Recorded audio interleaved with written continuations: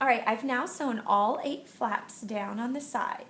I'm now ready to turn my muslin right sides out, so flip it. I'm now not able to see those seams. They are on the inside.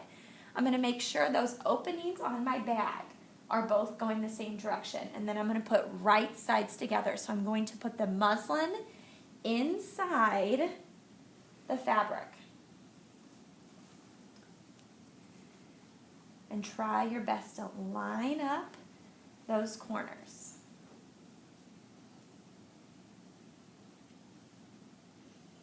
All right, so I've gotten the bottoms down, the muslin to the bottom of the bag.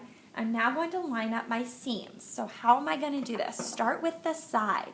So you have an opening in all your muslin and your fabric on both corners. So you're going to line up those openings. Put your fingers in between them and then line them up. We're actually going to put a pin right alongside there to hold those pieces together so they're lined up and even.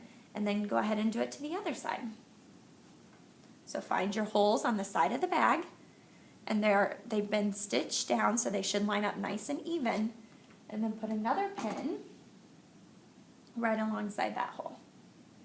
All right, so what you're going to do next is actually stitch right alongside the top of the bag.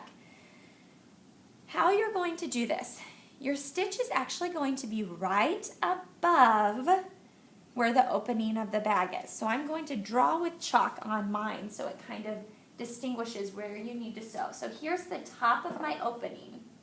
I'm going to put a chalk line there. I'm going to be stitching right alongside that edge.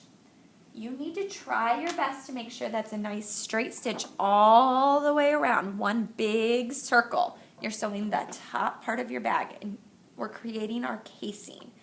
So where I've drawn my chalk line, I'm now going to line it up on my machine and begin to sew.